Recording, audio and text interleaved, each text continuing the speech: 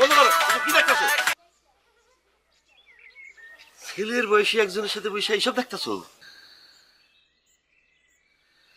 আর বাবার বয়সী একজনের সাথে বসে কি করতেছো এগুলি?